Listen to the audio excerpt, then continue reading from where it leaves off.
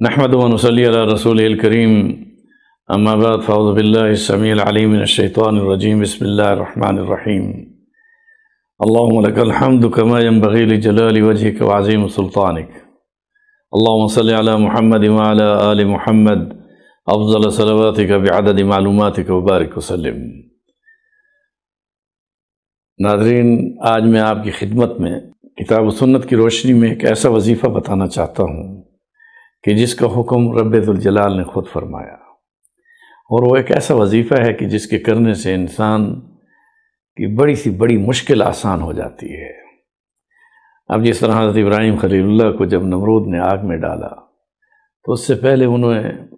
پنگوڑے میں بٹھا کر زنجیروں میں باندھ کر آگ کے شعلوں کی بلندیوں پر حضرت ابراہیم خلیل اللہ جس وقت تھے تو حضرت جبریل امین تشریف لائے اور انہوں نے کہا کہ اللہ کے خلیل، مجھے اللہ تعالیٰ نے آپ کی نصرت کے لیے بھیجا ہے۔ تو حضرت ابراہیم خلیل اللہ نے جواب میں کیا خوب فرمایا کہ اے جبریل، کیا میرا اللہ مجھے دیکھ نہیں رہا؟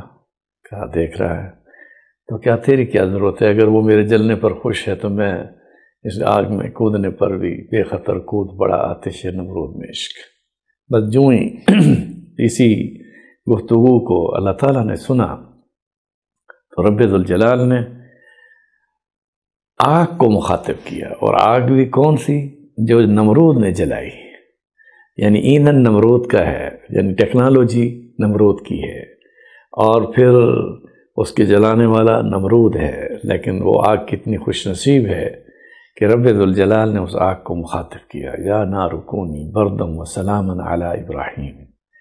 اب یہاں پر حضرت ابراہیم خلیل اللہ کے لیے رب ذوالجلال نے اس آگ کو یوں مخاطب کیا کہ اے آگ، ٹھنڈی ہو جا اور گلزار بن جا میرے ابراہیم خلیل اللہ کے لیے۔ اب یہاں پر حضرت ابراہیم خلیل اللہ نے جو وظیفہ پڑھا تھا وہ کتاب و سنت کی روشنی سے یہی ملتا ہے کہ حسبی اللہ۔ تو حسبی اللہ ایک ایسا وظیفہ ہے کہ بڑی مشکل کو بھی آسان کر دیتا ہے۔ اس لیے رب ذوالجلال نے اپنے ابراہیم خلیل اللہ کی اس جملے کو اتنا پسند فرمایا کہ جب آگ میں وہ پنگوڑا گر رہا تھا تو اس وقت ابراہیم خلیل اللہ کی زبان پر ایک ہی نعرہ تھا، حسبی اللہ، میرے لیے اللہ ہی کافی ہے۔ اس لیے رب ذوالجلال نے اس وظیفے کا پڑھنے کا حکم انبیاء کرام کو بھی کر دیا، اور رسول اکرم صلی اللہ علیہ وسلم پر وحی نازل ہوئی، قل حسبی اللہ، قل حسبی اللہ، قل حسبی اللہ لا الہ الا هو علیہ توکلت وهو رب العرش العظیم۔ اب یہاں پر یہ ایک چیز، فَإِن تَوَلَّوْا فَقُلْ حَسْبِيَ اللَّهُ لَا إِلَهَ إِلَّا هُوَ عَلَيْهِ تَوَكَّلْتُ وَهُوَ رَبُّ الْعَرْشِ الْعَظِيمِ۔ یہ ایک ایسا وظیفہ ہے جو انسان کی ہر بڑی سی بڑی مشکل کو آسان کر دیتا ہے، جیسے ابراہیم خلیل اللہ کے لیے اللہ تعالیٰ نے آگ کو ٹھنڈا کر کے گلزار بنا دیا، اور پھر حضرت ابراہیم خلیل اللہ اس آگ کے اندر، یعنی وہ یہ سمجھ رہے تھے کہ یہ اب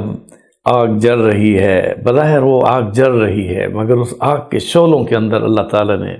جنت کی خوراک، جنت کا پوشاک، جنت کا لباس اور کیا کیا نعمتیں ابراہیم خلیل اللہ کو عطا فرمائیں۔ اور اسی میں کافی دن وہ آگ جس وقت جلنے کے بعد راکھ کا ڈھیر ہو گئی تو نمرود نے اپنے تمام ان کارندوں کے ذریعے سے جس وقت اس کو راکھ کو ہٹایا تو حضرت ابراہیم خلیل اللہ اس وقت یعنی جنت کا میوہ، جنت کے پھل، جنت کا لباس اور اس حالت میں پائے گئے۔ مگر ہدایت اللہ تعالیٰ کے ہاتھ میں ہے۔ اتنا بڑا معجزہ حضرت ابراہیم خلیل اللہ کے دیکھنے کے باوجود بھی نہ نمرود ایمان لایا، نہ ہی نمرود کے حواری یا اس کے یعنی فوجی تھے یا اس کے علاوہ جو کچھ بھی اس کی نمرود کی حکومت کے کارندے تھے وہ ایمان نہیں لائے۔ اس لیے ہم سب کو اللہ تعالیٰ کا شکر ادا کرنا چاہیے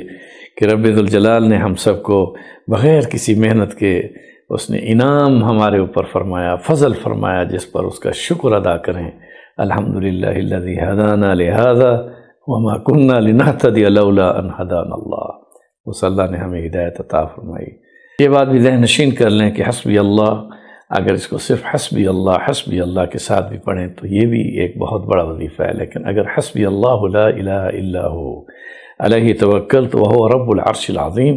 اس وظیفے کو صبح و شام اگر 11 بار پڑھ لیں تو انشاءاللہ تعالی بعض ہمارے جو اہل اللہ ہیں وہ اس وظیفے کو 100 مرتبہ پڑھنے پر تو ہر مشکل کی آسانی کا حل بتاتے ہیں. لیکن یہ ہے کہ اگر 11 بار روزانہ پڑھ دیا جائے صبح و شام تو اللہ تعالیٰ کے فضل و کرم سے انسان کی جتنی بھی دنیاوی مشکلات ہیں وہ اس وظیفے سے اللہ تعالیٰ حل فرمائے.